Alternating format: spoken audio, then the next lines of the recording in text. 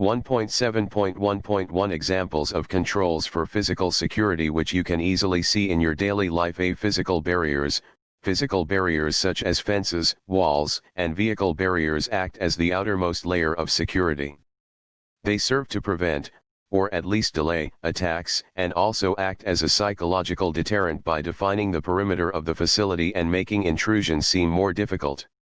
Tall fencing, topped with barbed wire, razor wire, or metal spikes are often emplaced on the perimeter of a property, generally with some type of signage that warns people not to attempt to enter. However, in some facilities imposing perimeter walls/fencing will not be possible, e.g. an urban office building that is directly adjacent to public sidewalks, or it may be aesthetically unacceptable, e.g. surrounding a shopping center with tall fences topped with razor wire. In this case, the outer security perimeter will be defined as the walls/windows/doors of the structure itself. B. Natural surveillance. Another major form of deterrence that can be incorporated into the design of facilities is natural surveillance, whereby architects seek to build spaces that are more open and visible to security personnel and authorized users, so that intruders/attackers are unable to perform unauthorized activity without being seen. An example would be decreasing the amount of dense, tall vegetation in the landscaping so that attackers cannot conceal themselves within it, or placing critical resources in areas where intruders would have to cross over a wide, open space to reach them, making it likely that someone would notice them. C. Security lighting. Security lighting is another effective form of deterrence. Intruders are less likely to enter well-lit areas for fear of being seen. Doors, gates, and other entrances, in particular, should be well lit to allow close observation of people entering and exiting. When lighting the grounds of a facility, widely distributed low-intensity lighting is generally superior to small patches of high-intensity lighting, because the latter can have a tendency to create blind spots for security personnel and CCTV cameras. It is important to place lighting in a manner that makes it difficult to tamper with, e.g. suspending lights from tall poles, and to ensure that there is a backup power supply so that security lights will not go out if the electricity is cut off. 1.7.2 Financial security. Economic security or financial security is the condition of having stable income or other resources to support a standard of living now and in the foreseeable future. It includes probable continued solvency. For more details on financial security, we will be learning GLBA, which pertains to the financial security and focused on the protection of the confidentiality and integrity of financial information. From information security point of view, whenever we apply any control, we do risk assessment, and based on the result of this assessment, management decides whether this risk needs to be treated or need to be accepted. If risk is accepted, then there is no control deployed, and if it is to be treated, then control is required for treatment. This decision is also based on the asset value. If there is asset of Rs 100, logically organization should not spend Rs 200 on protecting that asset. Predictability of the future cash flow of a person or other economic entity, such as a country. 1.7.3 Online security. In fundamental of security, you must have gain understanding of tips which need to be followed to keep yourself secure in this IT world. Here we will be talking about some technical stuff, that how exactly security works, and understand terminologies in security. There are two states of data which needs protection. 1. Data which is at transit, and 2. Data which is at rest. Data which is at rest is protected by applying secure encryption on hard drive/pen drive, and data at transit can be protected by communicating using secure channel, which again uses encryption, and this provides online security. Online security is sometimes also referred as internet security. In online security, aim is to secure users by using different techniques and types of security. Internet security is a branch of computer security specifically related to the internet, often involving browser security, but also network security on a more general level as it applies to other applications or operating systems on a whole. Its objective is to establish rules and measures to use against attacks over the internet. The internet represents an insecure channel for exchanging information, leading to a high risk of intrusion or fraud, such as phishing. Different methods have been used to protect the transfer of data, including encryption. A need of Internet security. There are different methods to secure user data which is traveling via Internet to servers which is miles apart. General methods of securing data is encrypting data into a format which is only readable by the authorized or targeted audience, in this case a server, another user, etc. For example, Mike wants to send money to his mother living in another city. Mike uses internet banking. The transaction of money between Mike's machine and bank server should be secure so that no attacker can use this information and manipulate it in such a way that he transfer money to his own account. For this we need a secure transaction to happen, and it will only happen if there is internet security. To achieve internet security, different mechanisms work together. As InfoSec professional, one should be aware of these. B. Secure communication. Communication do happen using different networks, so communication security should be there at computer network, and this is provided by using TLS. Earlier SSL was used but it is vulnerable, so nowadays TLS is used. If TLS is implemented, then for attacker to perform MITM, man-in-the-middle attack, to modify bank credential is not possible. This secure sockets layer, SSL, succeeded by transport layer security, TLS, is used for web traffic. C. Internet protocol security. IPsec. IPsec is designed to protect TCP/IP communication in a secure manner. It is a set of security extensions developed by the Internet Task Force, IETF. It provides security and authentication at the IP layer by transforming data using encryption. Two main types of transformation that form the basis of IPsec: 1. Authentication header, A, and 2. ESP. These two protocols provide data integrity, data origin authentication, and anti-replay service. These protocols can be used alone or in combination to provide the desired set of security services for the Internet Protocol, IP, layer. Basic components of the IPsec security architecture: security protocols for A and ESP. Security Association for policy management and traffic processing, manual and automatic key management for the Internet Key Exchange, IKE. Algorithms for authentication and encryption. The set of security services provided at the IP layer includes access control, data origin integrity, protection against replays, and confidentiality. The algorithm allows these sets to work independently without affecting other parts of the implementation. The IPsec implementation is operated in a host or security gateway environment, giving protection to IP traffic. 1.7.4 Security Token. For more secure infrastructure, online sites offer customers the ability to use a code which randomly changes every 30 to 60 seconds on a security token. Security token is device provided by the online site. The keys on the security token have built-in mathematical computations and manipulate numbers based on the current time built into the device. Every 30 seconds there is only a certain array of numbers possible which would be correct to validate access to the online account. The website that the user is logging into would be made aware of that device's serial number and would know the computation and correct time built into the device to verify that the number given is indeed one of the handful of 6-digit numbers that works in that given 30 to 60 second cycle. After 30 to 60 seconds the device will present a new random number which can make user log into the website. 1.7.5 Electronic mail security. Email messages are composed, delivered, and stored in a multiple-step process, which starts with the message's composition. When the user finishes composing the message and sends it, the message is transformed into a standard format, an RFC 2822 formatted message. Afterwards, the message can be transmitted.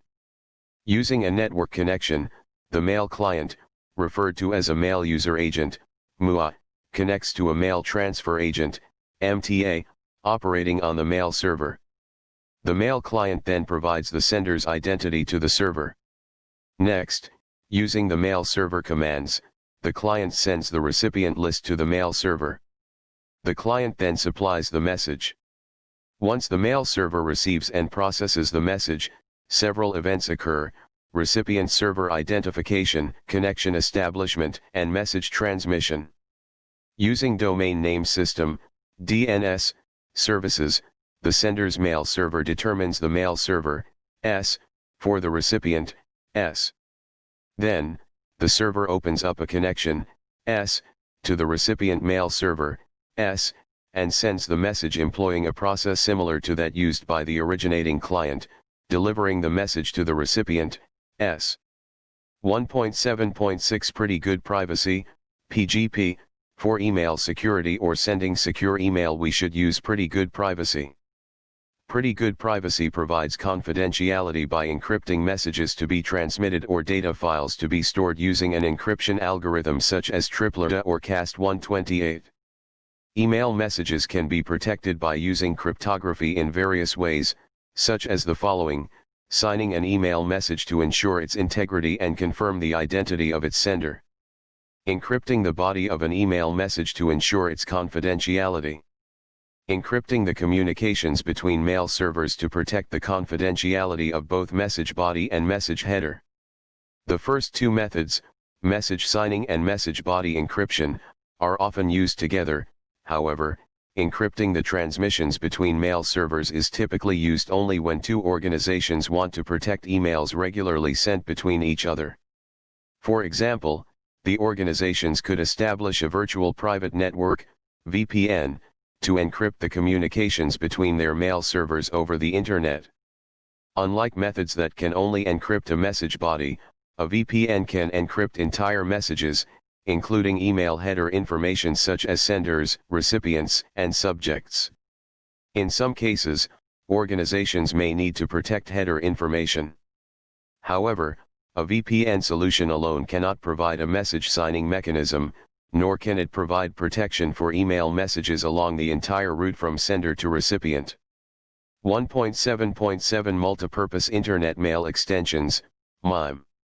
MIME transforms non-ASCII data at the sender's site to Network Virtual Terminal, NVT, ASCII data and delivers it to client's Simple Mail Transfer Protocol, SMTP, to be sent through the Internet. The server SMTP at the receiver's side receives the NVT ASCII data and delivers it to MIME to be transformed back to the original non-ASCII data. 1.7.8 Message Authentication Code. A message authentication code, MAC, is a cryptography method that uses a secret key to encrypt a message. This method outputs a MAC value that can be decrypted by the receiver, using the same secret key used by the sender. The message authentication code protects both a message's data integrity as well as its authenticity. 1.7.9 Firewall. Firewalls is network security system that monitors the incoming and outgoing network traffic and allow or deny the packets based on predetermined security rules. A firewall typically establishes a barrier between a trusted, secure internal network and another outside network, such as the Internet, that is assumed to not be secure or trusted. In broader terms, firewalls are of two types. A. Network firewalls. B. Host-based firewalls. January 7, 10 Malicious software. A computer user can be tricked or forced into downloading software onto a computer that is of malicious intent. Such software comes in many forms, such as viruses, Trojan horses, spyware, and worms. Malware, short for malicious software, is any software used to disrupt computer operation, gather sensitive information, or gain access to private computer systems. Malware is defined by its malicious intent, acting against the requirements of the computer user, and does not include software that causes unintentional harm due to some deficiency. The term badware is sometimes used, and applied to both true, malicious, malware and unintentionally harmful software. A botnet is a network of zombie computers that have been taken over by a robot or bot that performs large-scale malicious acts for the creator of the botnet. Computer viruses are programs that can replicate their structures or effects by infecting other files or structures on a computer. The common use of a virus is to take over a computer to steal data. Computer worms are programs that can replicate themselves throughout a computer network, performing malicious tasks throughout. Ransomware is a type of malware which restricts access to the computer system that it infects, and demands a ransom paid to the creator, of the malware in order for the restriction to be removed. Scareware is scam software with malicious payloads, usually of limited or no benefit, that are sold to consumers via certain unethical marketing practices. The selling approach uses social engineering to cause shock, anxiety, or the perception of a threat, generally directed at an unsuspecting user.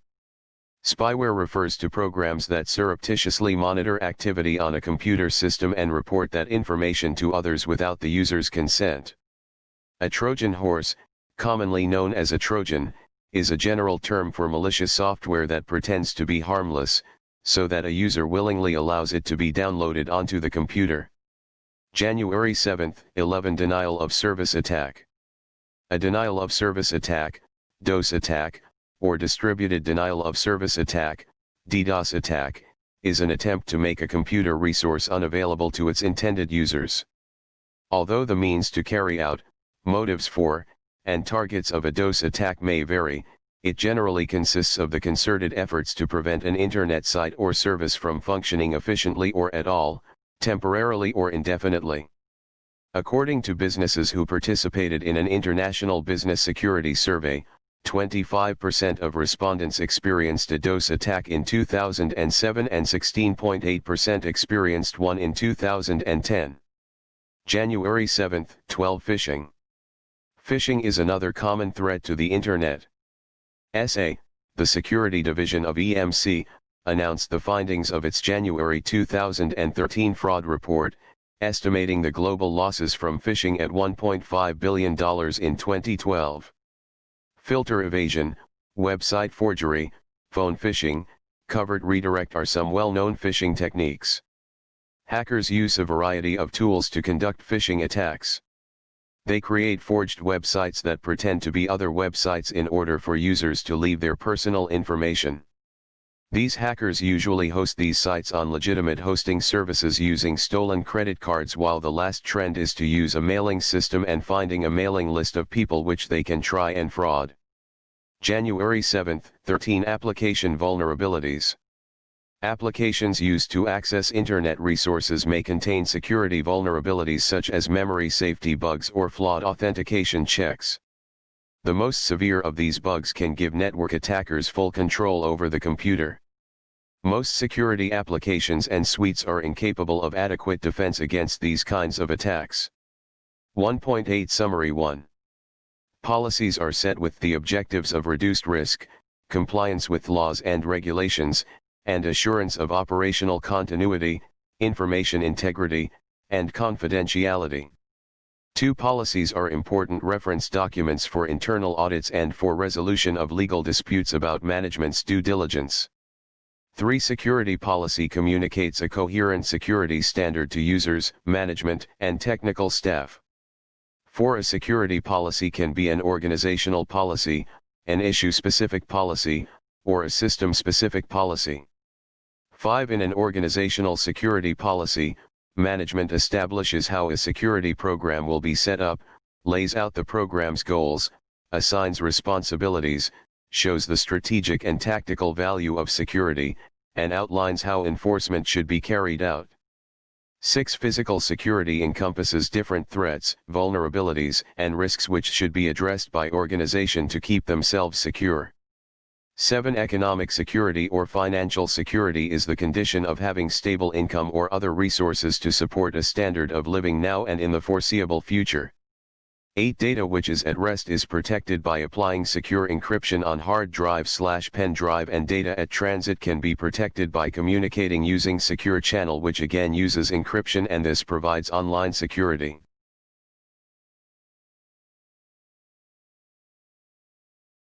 For best electrical services in Nagpur, please contact Sushil Electrical Services. All house wiring, electrical appliances repairing works are done here.